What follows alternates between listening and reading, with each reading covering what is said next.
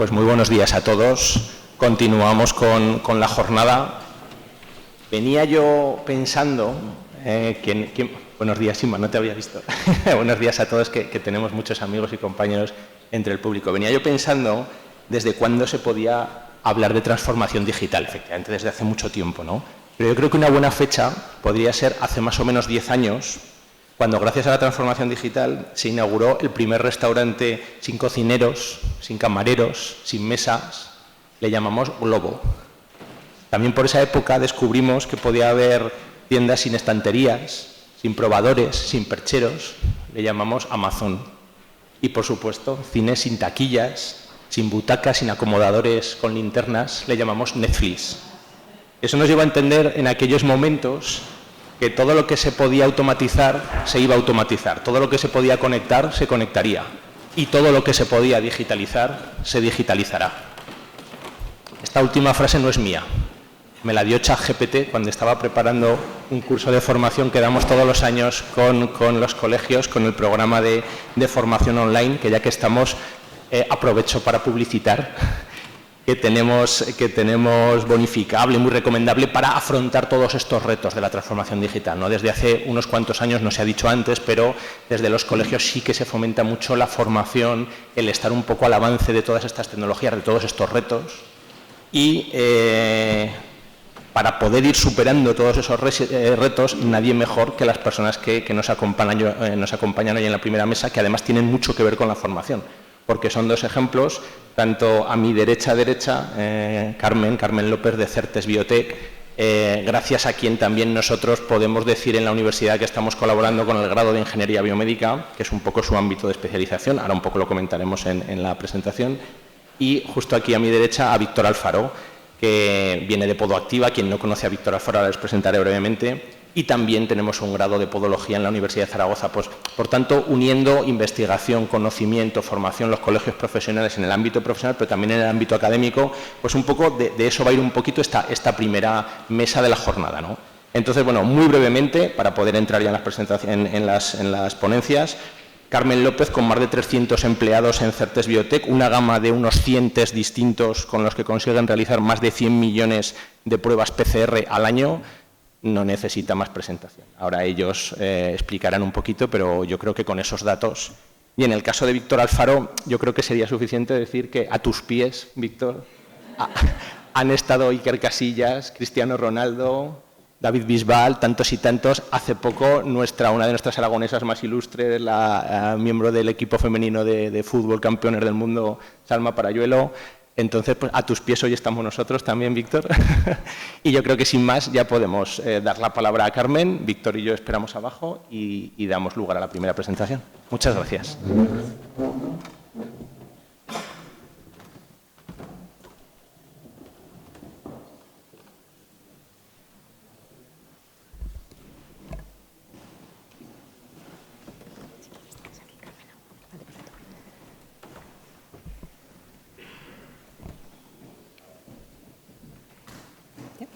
Bueno, buenos días. En primer lugar, enhorabuena por la iniciativa de esta primera jornada y agradecer que hayáis contado con Certes Biotech para participar en ella. Por mi parte, encantada de estar aquí con todos vosotros, ¿vale? El enfoque de esta presentación se ha basado en explicaros cómo hemos implantado en Certes dos casos concretos de transformación industrial, ¿vale? Dos casos concretos que hemos hecho y sobre todo cómo lo hemos hecho, ¿vale? Para poner ejemplos prácticos a esta realidad de la transformación empresarial. Primero de todo voy a hacer una breve explicación de la empresa para los que no la conozcáis, a Certes Biotech, para contextualizar los casos que luego vamos a explicar, ¿vale? Certes Biotech es una empresa de San Mateo de Gállego, una empresa de biotecnología que se dedica a la investigación, desarrollo, producción y posterior comercialización de test de diagnóstico in vitro y desde hace recientemente un par de años, la investigación de lo que son vacunas para el sector farmacéutico, ¿vale? Todo para aplicaciones humanas. Certes empezó en el año 2002, es una empresa que se fundó en el año 2002 en el CEI de Aragón, partió de la iniciativa de sus dos socios, Óscar Landeta y Carlos Genzor, y desde ese momento ha tenido un crecimiento exponencial y exitoso basado principalmente en tres pilares, que son el desarrollo, en primer lugar, esa visión estratégica y de futuro de sus socios fundadores, el invertir una inversión enorme en investigación y también el rodearse de un equipo muy cualificado. Esas han sido las principales claves. Ha tenido una evolución más o menos lineal hasta que llegó la pandemia, que fue una evolución exponencial, que luego comentaremos. ¿Dónde está hoy Certes Biotech? Este es un poco el resumen, que ya lo habéis presentado brevemente. Pues somos ahora mismo unas 300 personas, se exporta a unos 130 países y estamos terminando la ampliación de las instalaciones, que con 25.000 metros cuadrados se convertirá en la empresa o superficie de biotecnología una de las más grandes de España. Lo que fabricamos, porque he comentado que desarrollamos, pero también fabricamos para poder comercializar. Tenemos 3 unidades de negocio, que es por un lado la parte de biomateriales, ya que es una empresa que está integrada, es decir, fabricamos en primer lugar el material biológico que luego se emplea para la fabricación de los test. Luego tenemos 2 unidades de test de diagnóstico. Uno es el test de inmunodiagnóstico, los famosos test rápido que todos conocemos, que realmente es como empezó la empresa. También la otra unidad de test PCR, que es la que se desarrolló principalmente con el COVID, y una tercera unidad que está desarrollándose de farma. Realmente nuestra producción, que yo es lo que me voy a centrar únicamente en producción aquí y hablar, el 80% de lo que comercializamos son productos de fabricación de test rápidos y de PCR. ¿Vale? Hay otras técnicas que están desarrollando, técnicas tan novedosas como NGS, que bueno, llegan en el futuro y nos puede dar una visión muy diferente a lo que es el diagnóstico actual. ¿Vale?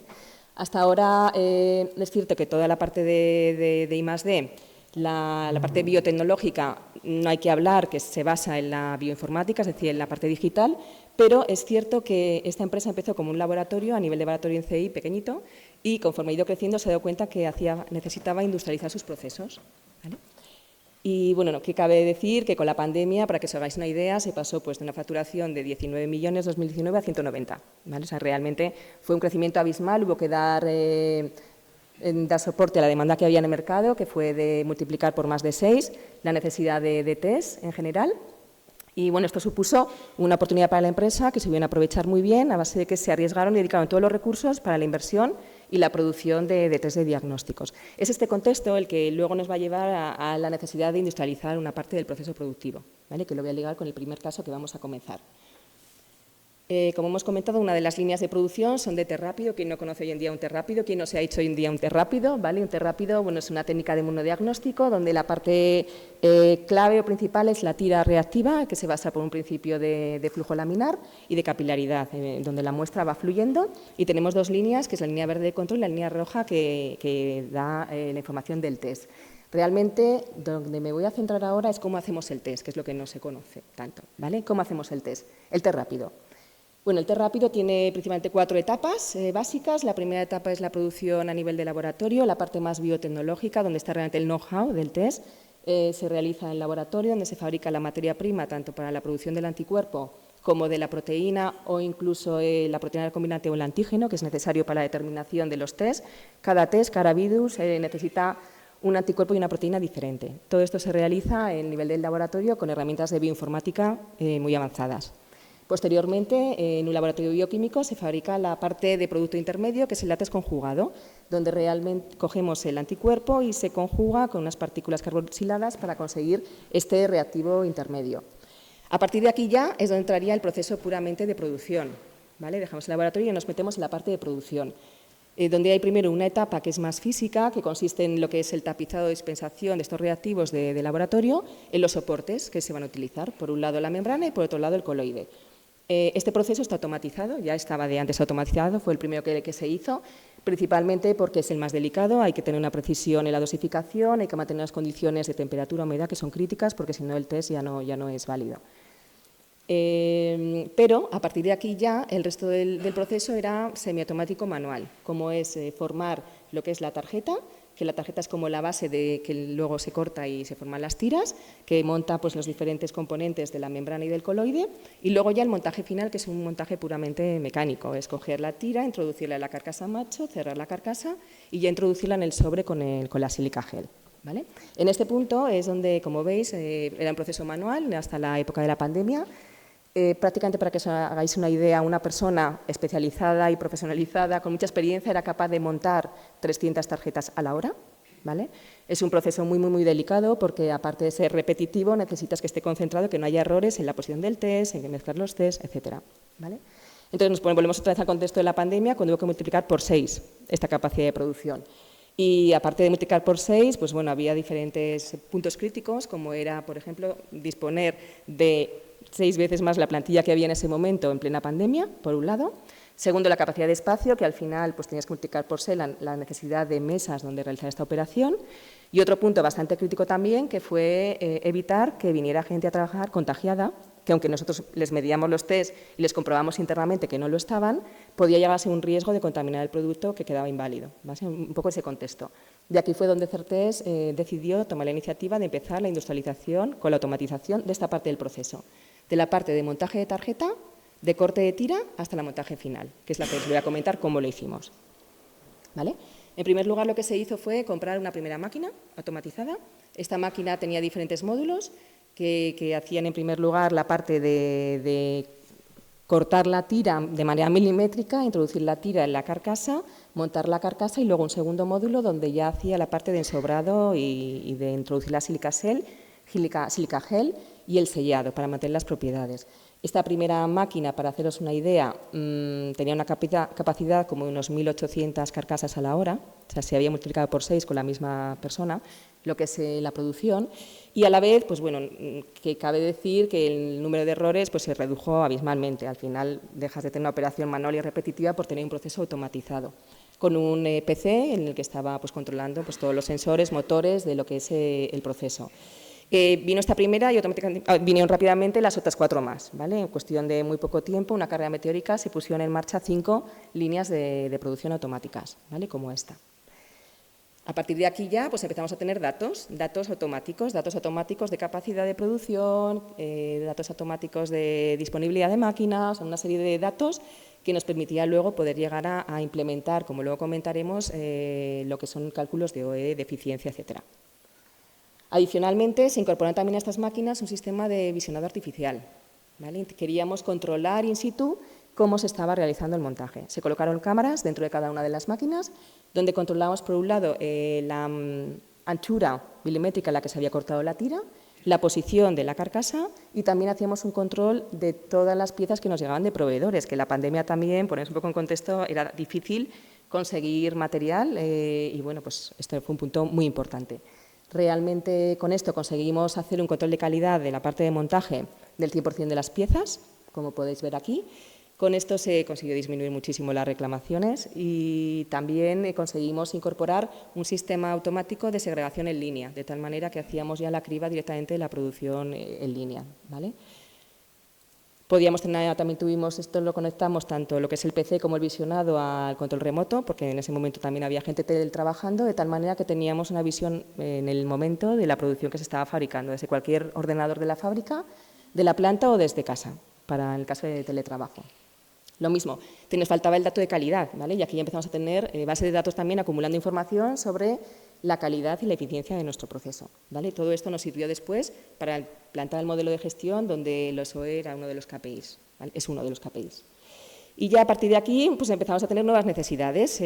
Hay ajustes de proceso que había que hacer, había modificaciones que teníamos que implantar en un tiempo rápido para ser realmente competitivos. Y aquí Certés lo que invirtió fue en una máquina de impresión 3D. ¿Vale? Aprovechamos que teníamos un ingeniero de procesos, un ingeniero industrial también, que se acaba de incorporar, joven. Se incorporó un software para poder hacer pues, el diseño en 3D y lo que hacemos es hacemos los prototipos de piezas de plástico pequeñas directamente en planta. ¿Vale? O sea, tenemos una necesidad, hay una idea de un punto de mejora, nuestro ingeniero lo diseña, lo imprime y lo implantamos prácticamente en un tiempo récord. Con esto conseguimos pues, ser muy ágiles, conseguimos hacer adaptaciones del proceso a medida y conseguimos pues, implantar la mejora continua juntando lo que es la tecnología con la capacidad innovadora de nuestro equipo humano. El segundo caso que quería comentaros es ya más un caso de gestión, de cómo implantamos el modelo de gestión de Lean en lo que es Certés. Esto ya fue el año pasado, a raíz del crecimiento, también se planteó que era el momento, aparte de trabajar en la industrialización, de mejorar nuestra gestión. ¿Vale? Es un proceso que va dentro del sector biotecnológico y sanitario, donde todo el proceso tiene que estar perfectamente documentado, trazado y hay muchísima información. pero es cierto que no éramos eficientes. Entonces, se decidió implantar un modelo de gestión Lean. Se decidió para ello elegir 2 pilotos, que fueron los pilotos de las áreas de producción, porque el objetivo era implantarlo en toda la compañía como una cultura empresarial de mejora continua, pero elegimos la parte de producción, que pensamos que era lo más evidente, donde se iba a ver todo más, donde los pequeños cambios se iban a ver mucho más. Se eligieron las áreas de producción, la que hemos visto de test rápido y también el área de PCRs. Lo que sí que teníamos claro desde el principio es que para hacer esta implantación teníamos que hacerlo de la mano de un software. No tenía sentido intentar implantar una mejora continua en una empresa que tiene tantísima documentación y poner un punto de gestión visual físico. Entonces, ya desde el momento aplicamos el proyecto con un software de gestión, ¿vale? Invertimos en formación y motivación como pieza clave de este proyecto, porque al final queríamos transformar procesos, pero había que transformar a las personas que llevan 20 años haciendo lo mismo en un laboratorio pequeño desde el inicio, y esto pues era un punto clave. Y luego también otro de los puntos claves del proyecto fue esta unificación de todos los datos para poder sacar los KPIs. Consideramos que era importante que el KPI fuera un dato fiable, que se pudiera tener en el momento y que a la vez no pasara por una manipulación de las personas que podían cambiar, ¿vale? Entonces, se hizo aquí un arduo esfuerzo de recopilar todos los datos de todas las bases de datos, de nuestro ERP con el que trabajamos desde hace más de 10 años, de los diferentes software de gestión de personas, de software también, en este caso, de las máquinas automáticas, y se hizo pues, una integración de todos estos datos para tener en tiempo real los indicadores KPI actualizados de manera automática, ¿vale? Una vez que teníamos ya esto, pues ya pasamos a la parte de definir cómo lo vamos a hacer, definir ese flujo de comunicación, ¿vale? Definimos los grupos de autónomos de trabajo, dentro de lo que son los operarios de producción, separamos en total unos 8 grupos autónomos de trabajo, y se invirtieron en unos puntos de gestión visual. Se compraron 6 cámaras, 6 pantallas de televisión, se colocaron 6 PCs y se instalaron los software, de tal manera que estas reuniones top 5, con las que era la base de este modelo de gestión, se hacían en torno a esta pantalla de gestión visual. A cada grupo, que los grupos autónomos de producción eran personas que compartían un área de producción o compartían intereses en los mismos indicadores y tenían las mismas incidencias, se les asignó una hora concreta en un punto de gestión visual, ¿vale? Y se preparó un formato de reunión, que es la que os voy a enseñar ahora. Las reuniones top 5, como su nombre indica, no pueden durar más de 5 minutos. El objetivo era que afloraran los problemas para poder dar soluciones rápido. Y no el decir, ya lo dije y no se ha hecho nada, ¿no? Pues iban a ser reuniones en las que se iban a hacer de manera digital y iba a quedar constancia de alta reunión en el momento, ¿vale? El software que empleamos, bueno, dentro de las aplicaciones que tiene esta aplicación de comunicación de reuniones, que es la primera que voy a hablar, tiene muchas otras que estamos implantando y comentaré luego la de ideas de mejora. El resto estamos en proceso de implantación, el tema de rutinas, por ejemplo. Entonces, es un ejemplo de una reunión top 5, donde veis ahí cómo están las personas alrededor del punto de gestión visual. Como he dicho, son 5 minutos, menos. Se hace un acta porque se dice qué personas están, cuánto dura la reunión y se comentan los indicadores. Tienen estos indicadores que se han generado de manera automática, los tienen ahí visualizados, los que tienen que cumplir, y ellos lo que tienen que hacer es decir qué ha pasado para no cumplir esos indicadores. Es decir, cuando hay un indicador en rojo quiere decir que no se ha cumplido y tienen que decir la incidencia que ha pasado, ¿vale? De esta manera afloran los problemas, que es lo que necesitamos. Será un punto clave importante. También, por otro lado, tenemos indicaciones directas del supervisor, es decir, el supervisor que puede gestionar varias unidades, varios grupos, les da indicaciones en el momento. Y aquí es el foro donde las leen. El teléfono roto desaparece, ¿vale? De esta manera. Una vez que ya se han realizado todas estas reuniones por la mañana a primera hora, esto sería bueno, un ejemplo de un punto, cómo quedaría el punto de gestión visual, donde se ven los indicadores, las acciones y demás, y la evolución de las incidencias. El siguiente paso sería la parte ya más de toma de decisiones, de qué hacer, ¿vale? Que serían las reuniones top 15. Estas reuniones de no más de 15 minutos, lo que consisten es en traducir las incidencias de producción en soluciones a través de un plan de acción, que al final es el objetivo de la mejora continua. Y en estas reuniones nos juntamos los responsables encargados de cada una de las secciones de producción, el responsable de operaciones, el responsable de control de calidad, ingeniero de procesos, y vamos viendo una a una esas incidencias y acordando entre todos qué acción vamos a hacer y asignando un responsable y un plazo. Todo esto, como digo, queda registrado como un acta de reunión de manera digital, ¿vale? Y con esto se puede hacer un perfecto seguimiento de las acciones, con el compromiso que tenemos y la rutina de que una vez a la semana hacemos una revisión de todas las acciones que tenemos asignadas para asegurar que no se ha cumplido el plazo. De esta manera tenemos una gestión mucho más eficiente de todos los problemas y damos soluciones mucho más rápidas. Como veis aquí son dos gráficas de ejemplo de un poco el reparto de los KPIs que se nos generan automáticamente con este software. Por un lado, del reparto de acciones que tienen realizadas o no de cada una de las personas, que estaría el nombre debajo, no lo hemos puesto. Y en la parte de la derecha, el tiempo que lleva cada una de las personas en resolver una acción, los que llevan más retraso o los que no. Esto al final, cuando lo pones tan visual y tan claro, nos hace a todos ser más eficientes, ¿vale? Es una parte más psicológica. Luego, por otro lado, quería compartir ya para terminar la parte de las ideas de mejora. También se implantó en este software lo que es el proceso de flujos de ideas de mejora. ¿Qué queríamos? Que queríamos que cualquier persona de la empresa pueda aportar valor y eso tiene que ser así. Y queríamos que cada persona de la empresa tuviera acceso directo a proponer su idea de mejora. Y además, con el compromiso de que le íbamos a dar una respuesta en un plazo como mucho de 5 días. ¿Vale? Ese era nuestro compromiso. De tal manera que en estos puntos de gestión visual, incluso en todos los ordenadores de la empresa, se instaló este software. Con esto conseguimos que en las personas cualquiera emitiera una propuesta de idea de mejora. Eso sí, tenía que indicar muy claramente la idea actual y la situación que propone, muy claro. Y una vez a la semana revisamos todas y damos una respuesta. La respuesta puede ser, hacemos un plan de acción para trabajarla, o la respuesta puede ser, no se puede realizar y te explico el porqué. ¿Vale? De esta manera tenemos pues, ese seguimiento de flujo de ideas de mejora, como veis abajo, un ejemplo.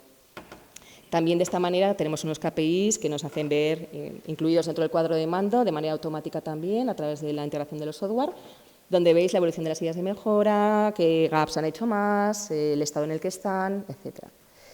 Y bueno, y para finalizar un poco las 4 pinceladas que creo que han sido las claves de Certés para este cambio empresarial en el que está inmerso, porque esto acaba de empezar. Realmente el proceso de industrialización de Certés, de la parte productiva, está empezando. Estos son 2 ejemplos concretos. Pues son cómo es la empresa. La empresa es una empresa ágil. Realmente cada persona en la empresa aporta y aporta mucho. Es una empresa ágil y flexible porque el sector así nos lo pide. Se hace una inversión continua en tecnología constantemente. Si lo justificas, al final se implantan. O sea, es un punto muy bueno que te da mucha versatilidad a la hora de poder proponer cosas y implantarlas. Un equipo especializado, tenemos en estos 2 casos que hemos comentado, tanto los ingenieros de procesos, por ejemplo, Jaime, que es el experto en impresora 3D, como nuestro experto en datos, que ha sido clave para la integración del Lean, Miguel. Bueno, son ingenieros muy especializados, cada uno en lo suyo, pero muy formados constantemente. Y luego la parte de formación continua, clave. Este punto es importantísimo y este punto yo creo que se le da una importancia en Certés que para mí es un punto muy positivo para la empresa. Sea una formación continua, de todo. O sea, realmente se está, en el caso del Lean, pues por supuesto se implantó formación a todas las personas, aunque hubiera que parar la producción por ello en algún momento puntual. Paralelamente a este proceso de modelo de gestión se hizo unos módulos de formación y liderazgo a las encargadas, desde todos los niveles, pero incluso a los encargados realmente, porque claro, consideran que toda transformación, por supuesto, tiene que ir acompañada de la digitalización, pero cambiamos personas, entonces esa parte de formación de las personas es clave y entonces se apoya en esos 3 pilares, ¿no? Pongo tecnología, pongo los medios y también formo a las personas para ayudar a que sea más fácil esa transformación. Y bueno, Certés Biotech, como resumen, siempre pues una empresa que siempre va adelante. Y yo añadiría que, bueno, de la mano de la digitalización, por supuesto, porque hoy en día, si no vamos de la mano de la digitalización, nos quedamos atrás. Y esto es todo por mi parte. ¿Vale? Muchas gracias por la atención. Cualquier cuestión que tengáis, estáis.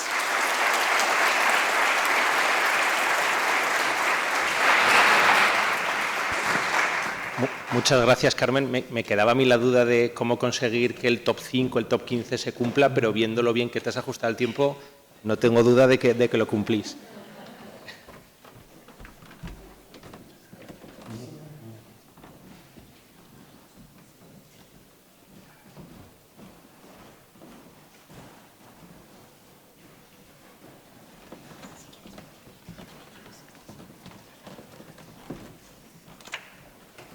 Bueno, buenos días. Estoy encantado de estar aquí. Muchas gracias por la invitación.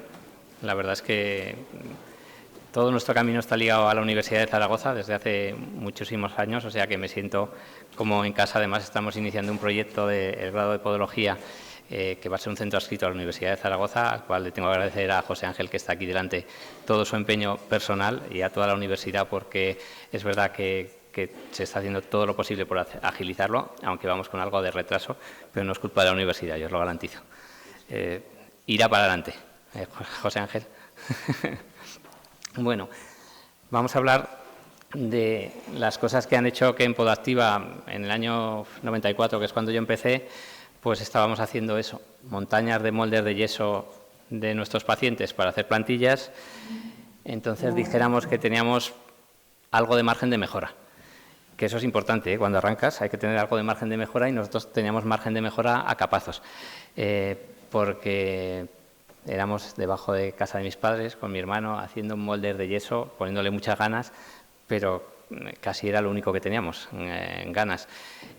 Tengo claro que hoy no hay ninguna empresa que se quiera diferenciar que no tenga que apostar por la innovación. La inteligencia artificial, que hablaremos hoy, y para nosotros ha sido muy importante, no deja de ser una tecnología más, pero la innovación es lo que permite que tú hagas cosas mejor que las hacen tus competidores y que te permita, pues en nuestro caso, pasar de una mini consulta en Huesca a, pues bueno, hoy estamos en muchos puntos, tenemos 100 y pico clínicas, ya hemos visto más de 1 millón de pacientes y más de 5.000 deportistas de máximo nivel en todo el mundo confían en lo que hacemos. Si hubieran visto la foto de los moldes de yeso, igual no confiaban. Entonces, eso hay una cosa muy importante que es la confidencialidad. Cuando nosotros éramos así de un poco a ojímetro nuestra tecnología, cuando alguien decía, quiero ver cómo se hacen las plantillas, decíamos, es muy confidencial. Entonces, eso ya te deja ahí un... Ahora somos menos confidenciales y nos encanta que venga la gente a ver lo que hacemos. Yo creo que la innovación, está claro que es lo que te diferencia, pero la innovación tiene una pequeña trampa intrínseca en la innovación, que es que te puedes despistar bastante fácil. Las nuevas tecnologías hacen que aparezcan oportunidades nuevas cada día, en tu sector y en los de al lado, que a lo mejor tú crees que controlas un poco. Entonces, si eres pequeño y tienes, como es nuestro caso, tiempo limitado, energía limitada y, sobre todo, economía limitada o muy limitada en algunos momentos, tienes que poner el foco. Si no pones el foco, yo ese es el principal consejo que le doy a gente que emprende, digo, poner el foco, porque al final la innovación te va a hacer que vas a ver oportunidades sin parar, por todos los lados. Si intentas innovar en cosas que no son lo tuyo, posiblemente no vas a avanzar nada.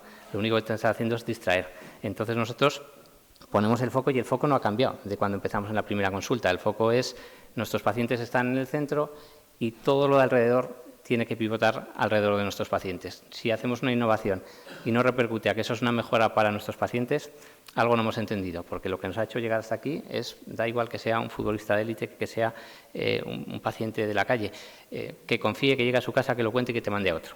Así de fácil, ese es nuestro plan de comunicación. ¿En qué consiste? ¿Cuál es el lead más cualificado?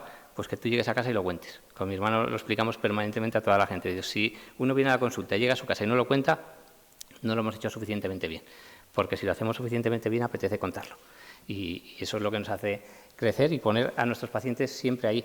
Nosotros desde hace 15 años empezamos a digitalizar todos nuestros pies. Ya trabajábamos con una patente propia, que fue la primera que hicimos de la mano ya de esta casa, y sabíamos que eso tendría sentido en algún momento. En ese momento solo tenía sentido para mejorar el tratamiento. Era un tratamiento más preciso, desarrollamos un software de cálculo, un sistema de mecanizado, y el tratamiento era mejor que lo que hacíamos. Pero sabíamos que tener esa información en algún momento valdría la pena. Entonces no teníamos capacidad de procesarla, pero hoy tenemos 1 millón de bases de datos de pacientes escaneados de una misma manera, que es la base de datos de pies escaneados en 3D más grande del planeta. Y eso nos ha dado ahora una ventaja competitiva muy importante, porque ahora sí sabemos qué hacer con esos datos. Nosotros, una vez que tenemos los pies, pues lo que hacemos es diseñar cada plantilla pues de una manera pues personalizada, pero ahora ya muy asistida por motores de inteligencia, que esto era antes un trabajo mucho más manual del ingeniero. Hacíamos cálculo de elementos finitos, pero había que hacer cálculo de elementos finitos en cada paciente casi empezando de cero. Hoy, meter una capa de inteligencia artificial sobre 1 millón de pacientes, lo que hace es que filtramos de forma automática, paciente fascitis plantar, corredor, pisa de esta manera, ha tenido estas lesiones previas, además tiene una rodilla divergente, Vale, tenemos 10.000 casos que les ha ido bien y que hemos hecho esto. Con lo cual, hace que nuestras decisiones pasan a ser mucho mejores, pues porque diseñamos con criterios de éxito.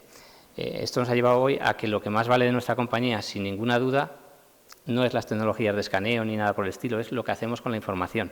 O sea, nosotros, cada plantilla hablamos siempre de doble personalización, porque lo que hacemos es diseñarla a la geometría del pie, que eso es lo que hace todo el mundo y no tiene mucha complejidad y lo puedes hacer con un molde físico, pero lo que no puedes hacer con un molde físico es calcular en función de un montón de parámetros que hemos cogido de la dinámica de ese paciente cuál es la dispersión de espesores en toda la plantilla para que su problema se solucione. Y eso, pues cuando tienes 1 millón de casos, empieza a haber muchas coincidencias. Es verdad que cuando teníamos 200.000 había casi ninguna coincidencia y lo que no hemos encontrado es ningún pie que pise igual. O sea, en ese 1 millón de pacientes no hemos encontrado 2 pies que sean exactos ni mucho menos, por lo cual nos anima a que creo que si lo hacemos bien esto tiene bastante futuro, porque la forma de pisar sigue siendo de cada uno. Mientras no nazcamos con ruedas, tenemos margen de mejora.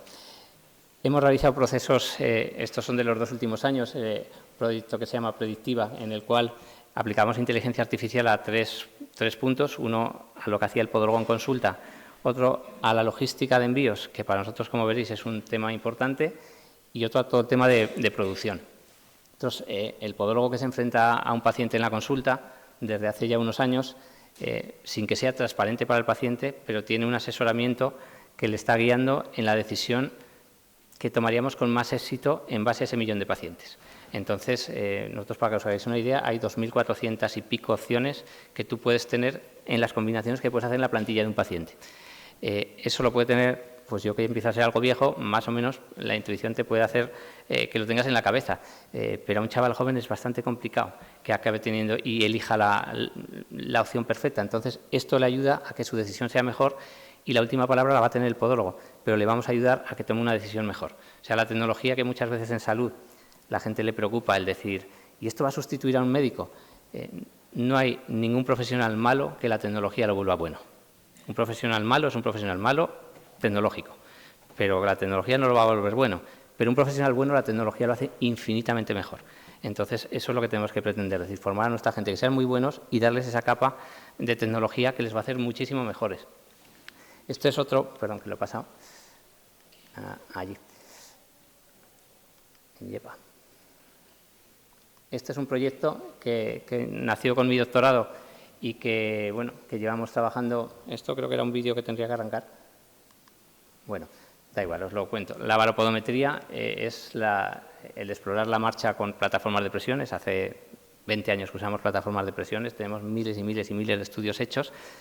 Lo que hicimos fue decir cómo podemos esa información, que es tener pues dónde metes las presiones, por dónde va tu centro de masas, aprovecharla de verdad de una manera que ese conocimiento se pueda transferir a toda la estructura y a través de una tecnología que se llama LLE, que vosotros que sois ingenieros muchos sabéis que existe hace mucho, pero yo no tenía ni idea de que existía. Hacemos un tema de reducción dimensional y con una sola pisada te vinculamos si vas a tener una fascitis plantar con un nivel de precisión del más del 95%, con un solo paso. Entonces, quiere decir que a un paciente que tiene fascitis plantar lo diagnosticamos, pero más importante, que el que no la tiene y la va a tener, sabemos que la va a tener y podemos hacer cosas preventivas para que no la tenga, como que haga estiramientos o lo que sea. Esto es otro proyecto que creo que nos va a cambiar mucho la forma de pasar consulta, que es un tema de trabajar con reconocimiento de voz que va automáticamente a nuestro RP. Cuando pasas consulta, a mí me aborrece estar pasando consulta y si tengo la pantalla aquí, estar tecleando aquí, tengo el paciente delante, porque creo que a quien hay que mirar es al paciente, que es al que, y porque te va a decir cosas sin hablar que son importantísimas que tú las veas. Entonces, cuando pasa, toda la gente que ve pasar consulta y no te mira a la cara, se está dejando la mitad de información sin ver. Entonces, ¿qué pretendemos? Pues que solo hablemos y el sistema ya sabe detectar las palabras clave que queremos y nos las va a meter en el RP donde tienen que estar. De manera que cuando acabemos la conversación, la historia clínica está completada sin necesidad de haber tenido que estar clicando todo. Y en el tema que os decía de los envíos, nosotros, claro, fabricamos 50 y tantas mil plantillas al año, que eso se fabrican todas en Huesca. Como comprenderéis, el 90 y tantos % de esas plantillas no son para Huesca, lógicamente, porque tenemos 50.000 habitantes y si no les tendríamos que hacer una para cada habitante todos los años. Entonces, todas tienen que viajar y viene Seur a final de tarde y se lleva un montón de paquetillos pequeños. Y para que veáis cómo ha cambiado el meter algoritmos que mejorasen esto de forma automática, nosotros una clínica, por ejemplo, la VI de Madrid, que es una de las clínicas, 197 envíos. Una vez aplicado el algoritmo, 95, 51%. Esto es bajar la factura de Seur a la mitad.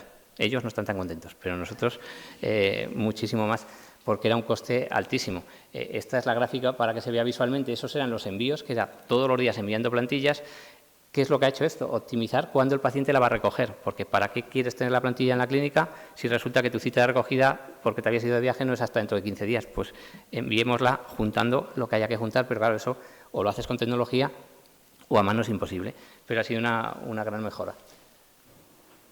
Otra de las líneas de mejora que nos ha hecho mejorar mucho la calidad y mucho la eficiencia es la robotización de la línea. Nosotros, pues cuando habéis visto esa primera foto, os podéis imaginar que la robotización de la línea era ninguna. O sea, lo hacíamos todo a mano, almacenabas los moldes, cuando buscabas un molde se había enmohecido y ya no valía para nada.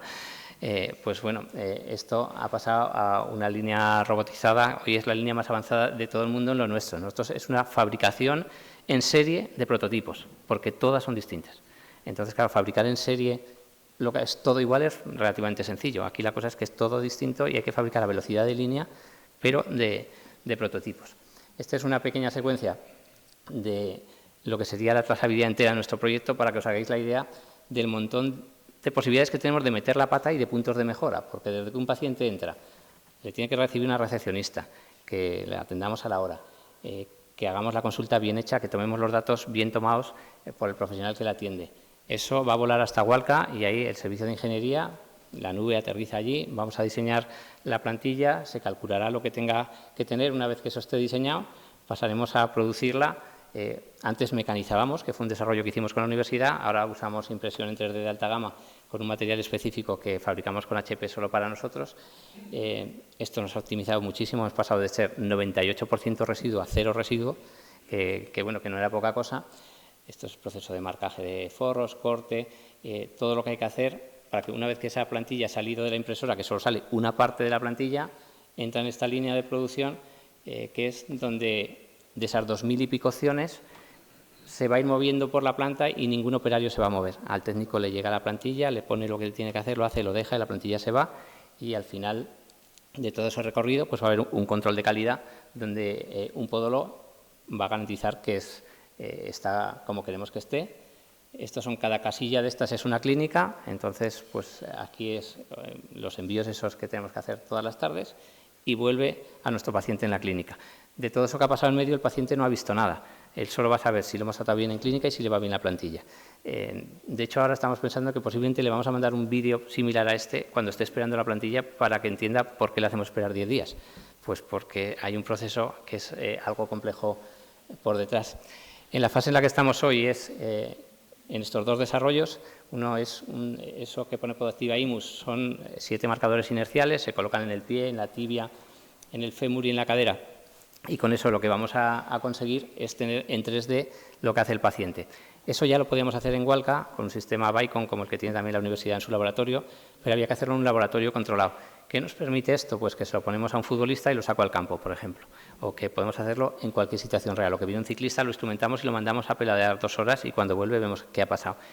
Y lo que veis a la derecha es el sistema IFID, es una plantilla inteligente en la que llevamos los últimos 5 años trabajando, un proyecto que ha nacido también en colaboración con la universidad, y que lo que nos va a permitir es monitorizar a nuestros pacientes fuera de la consulta.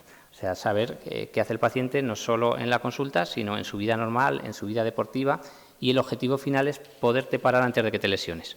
O sea, queremos pasar de que nuestra plantilla sea algo que te mejora tu pisada a que sea un wearable que no solo te mejora tu pisada, sino que tiene toda tu información de tu patrón, y si tú te sales de tu patrón, poder decir: deberías dejar de correr porque es posible que en los próximos 5 minutos te lesiones, porque te venimos estudiando todos los días. Estamos haciendo un piloto también con un equipo de cantera del Real Madrid y bueno, estamos trabajando muy intensamente en eso. Y este, que es el último proyecto que os cuento, que nos hace mucha ilusión, esto se está fabricando en nuestra sede central en Hualca. Hemos comprado esas 2 parcelas de en medio entre los 2 edificios. Y lo que ve ahí es una pista de atletismo, un campo de fútbol 7, una pista de pádel y una canchita de básquet. Que si solo fuera eso, pues dirías, bueno, pues han montado pues para hacer deporte esta gente, que son muy guays. Pero no, la gracia de esto es que todo eso está sensorizado. O sea, todas las superficies, va a haber más de 70 kilómetros de fibra óptica debajo de estas superficies, y estamos desarrollando tecnología propia con una patente también para poder monitorizar todo lo que pasa allí.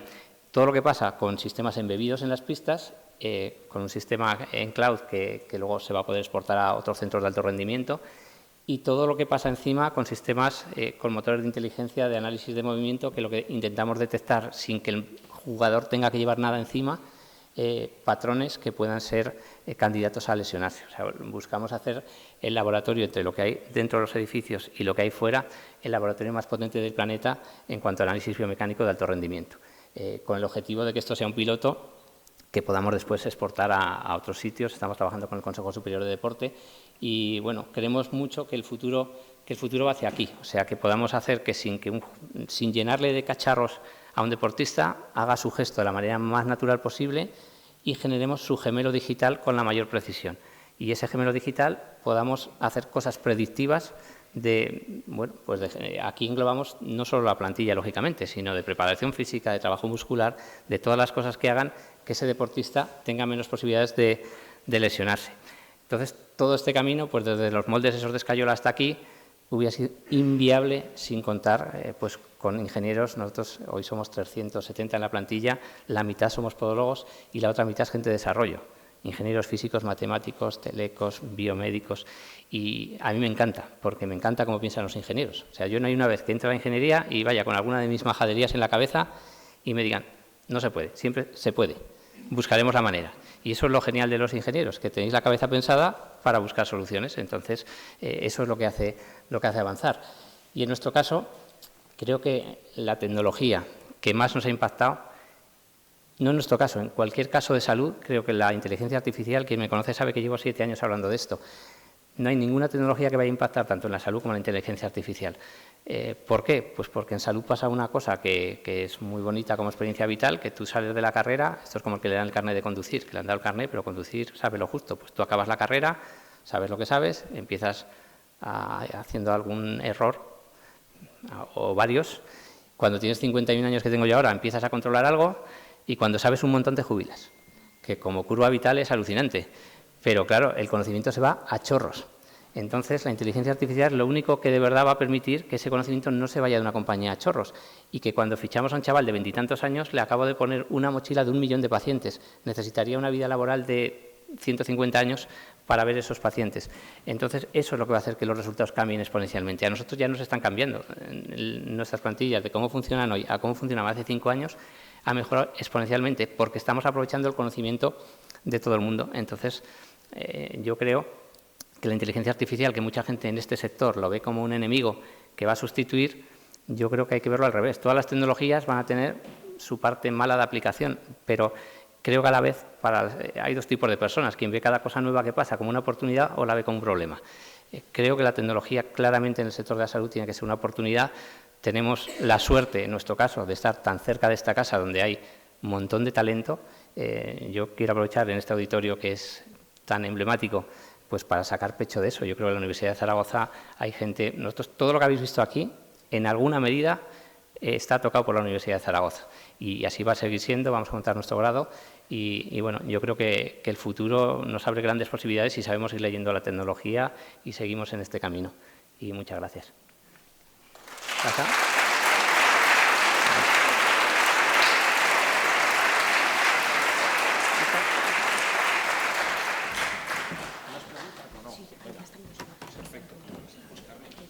No sé si me he pasado de tiempo. Que me dicen en la organización que tenemos tiempo para una preguntita, si no a cada uno, pues tenemos efectivamente 5 o 10 minutitos, ¿no? Esto no ha pasado nunca en una jornada de estas características, con la de mesas que tenemos por delante. Qué gusto, lo tenía apuntado en la presentación y no lo he dicho, que empresas aragonesas con alcance internacional, bueno, aragonesas de San Mateo de Gallego y de Huesca, es decir, que todavía hay que apuntalar más ese dato, ¿no? Y con la Universidad de Zaragoza, y es verdad, es decir, en otros territorios, no voy a hacer ideología, pero en otros territorios haciendo menos sacan más pecho. Aquí tenemos que reivindicarnos, yo creo que con motivos de sobra, lo acabamos de justificar en estas presentaciones, así que bueno, pues aquí estamos. ¿Alguna preguntita? 5 minutos, Jorge. No sé cómo va eso. Jorge Rosell, subdirector de Relaciones con las Empresas de la Escuela de Ingeniería y Arquitectura. Bueno, gracias y felicidades a los dos por sus presentaciones. Yo tenía una pregunta en concreto para Carmen. Felicidades por tu presentación y por todas las innovaciones que habéis puesto en marcha. Me he quedado con quizá el elemento que has dicho al final, el de la formación continua. que siempre hablamos en España, nos comparamos con otras empresas, sobre todo las pymes, con las alemanas, decimos que las empresas nuestras son más pequeñas, pero en realidad, ya sé que Certes no es una pyme, las diferencias de productividad en realidad no se explican por el tamaño de las empresas, sino precisamente por la formación, las diferencias en formación. Y mi pregunta era cómo lo enfocabais en la formación continua. Nos has dejado esa pincelada, pero ¿colaboráis con instituciones externas? ¿Lo hacéis internamente? ¿Cómo hacéis? ¿Organizáis la formación continua? Gracias.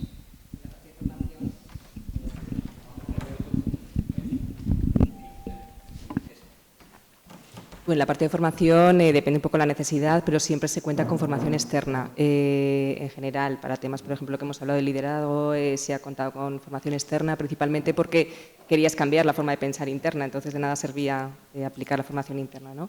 En otros casos, por ejemplo, de formación del ERP, por supuesto, se formó muchísimo al experto que tenemos en datos, que luego es el que ha ido transmitiendo la formación internamente al resto de la plantilla. O sea, se trabaja en las dos vías. Se forman expertos dentro de la empresa con formación externa y luego internamente pues hay una colaboración, un trabajo en equipo enorme de toda la plantilla para transmitir esa formación interna.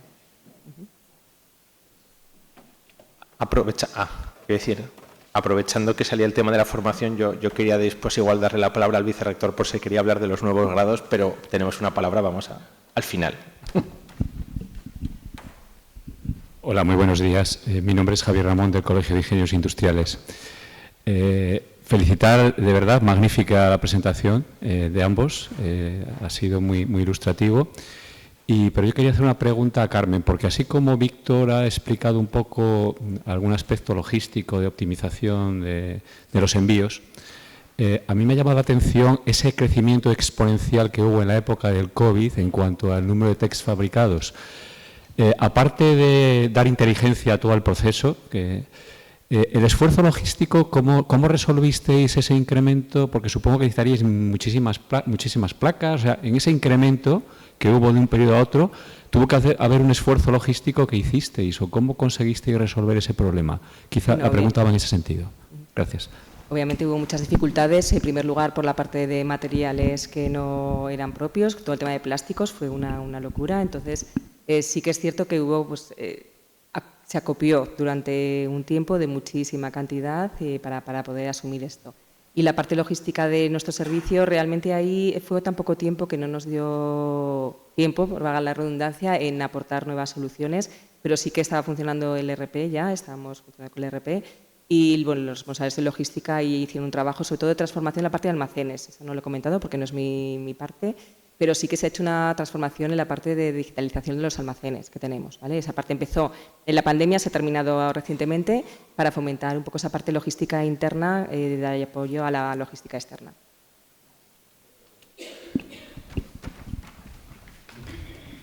No te habíamos visto. Estoy aquí en el lateral, a hacer como quito. Soy Antonio Camino, de Servicios Avanzados, una empresa tecnológica de aquí de Zaragoza de muchos años. Una pregunta para Víctor. A ver, ¿cómo hacéis con el cambio tecnológico que estáis siempre, permanentemente haciendo cambios y probando nuevas tecnologías? ¿Cómo hacéis también para desechar las tecnologías que no encajan? O sea, que os alejan un poco de ese foco, ¿no?, que decías, porque en este mundo, claro, es constante. Y entonces, ¿cómo hacéis para que cuando os dais cuenta, cómo separáis, ¿no?, de lo que os interesa y lo que es válido de lo que no? Que eso seguro que os han ofrecido siempre tecnologías que al final no son válidas. Gracias. Sí, lo que hacemos, como yo soy un tío bastante de pueblo, pues lo que hacemos es probar las cosas en pequeñín. O sea, nosotros es difícil que hagamos experimentos muy estratosféricos. Probamos las cosas muy pequeñas. Un modelo de impresora, bueno, compramos una y vamos a ver qué pasa. Y si esa no chuta, se la volvemos a enjarretar al que nos la ha vendido para que nos venda la siguiente hasta que demos lo que funcione. En los centros de mecanizado, por ejemplo, pues bueno, allí se quedaron totalmente obsoletos y esos los tenemos. Pero los tenemos porque quiero tener un plan de contingencia. Y tenemos eso y 10.000 tochos de los que mecanizábamos ahí guardados en nuestro almacén. Porque eso estaba ya amortizado, más que amortizado. Entonces, digo, pasa algo, yo qué sé, otra pandemia. Algo que nos deja sin... Oye, que te llama HP y dice que no te va a dar material, pues no puedo imprimir. Pues bueno, pues tengo 10.000 pacientes que voy a poder sacar adelante con esa pequeña contingencia. Pero de lo demás, casi toda la tecnología la intentamos hacer en formato renting, que es la manera que nos resulta mejor. O sea, decir, mira, sabemos que cada 4 años renuevo toda la tecnología entera y eso ahora implica desde los ordenadores a, lógicamente, impresión y líneas, todo lo intentamos meter vía renting, que es la manera de que te obligas tú, aunque no quieras, que a los 4 años la vuelves a cambiar, porque si no puedes tener la pereza y, joder, parece que esto aún funciona, y cuando te das cuenta te has quedado súper atrás. Entonces, la mejor manera de obligarte, yo tenía un amigo que tenía una granja y decía, si quieres que se te pase rápido el invierno, tú firma una letra gorda para marzo. Dice, y entonces no te preocupes que el invierno se te pasa súper rápido. Pues esto es igual. Si tú pones el renting, no te preocupes que cuando cae el renting tienes que cambiarlo todo. Y así vamos.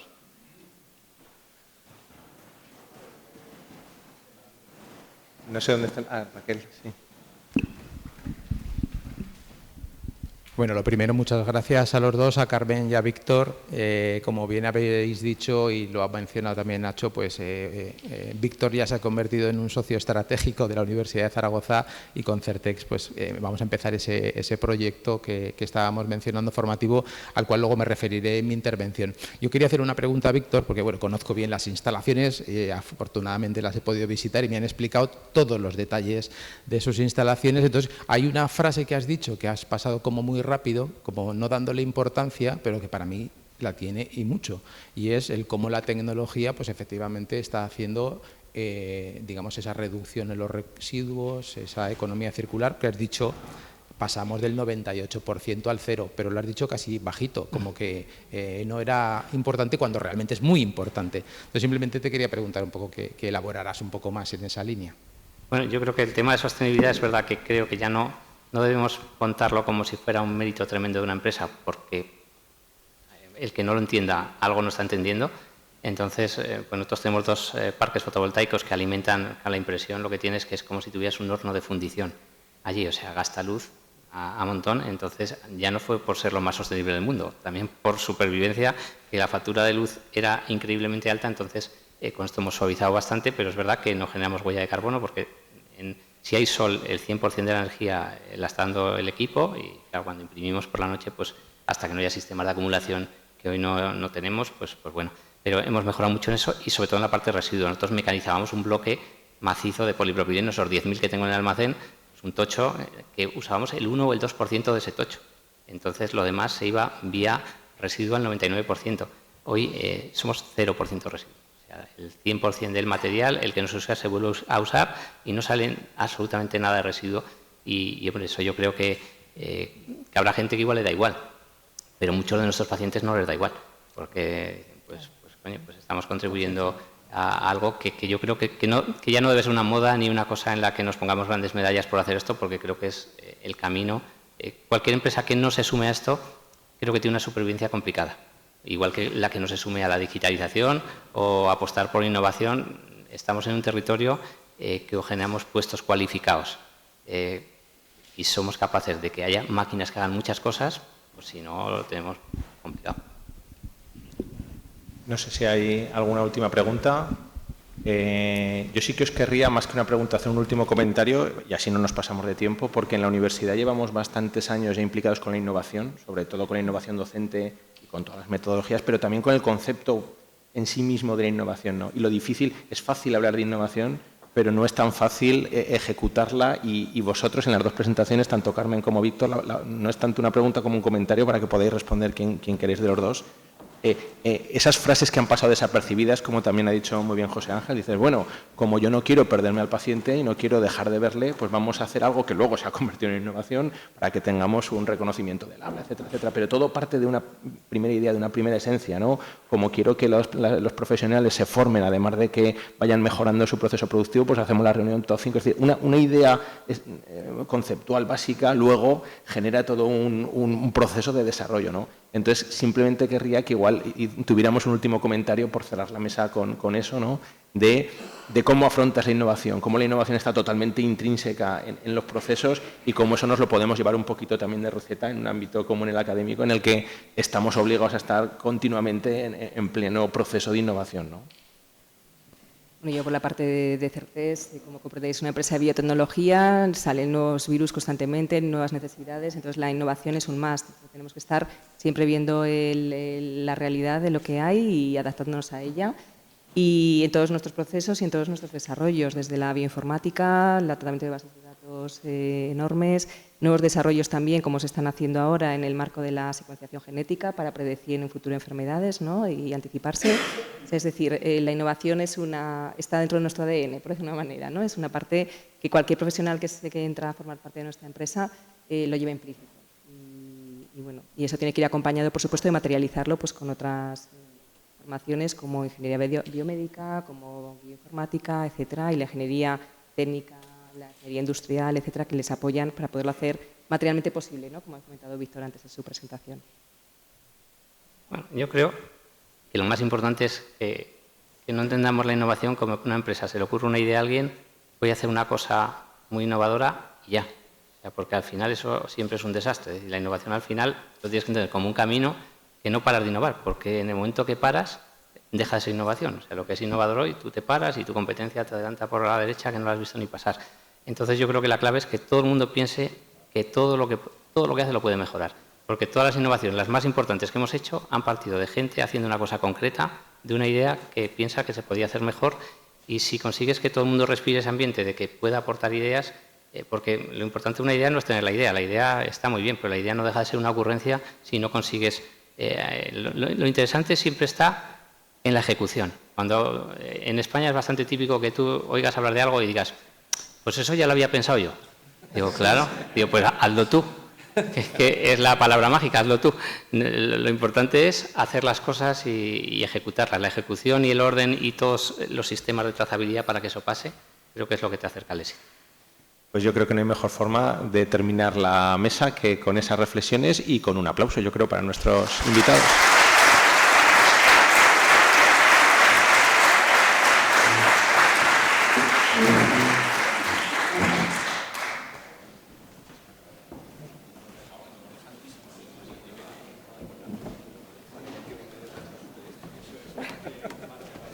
¿Queréis quedaros con el botín de agua? Pues venga, igual sí.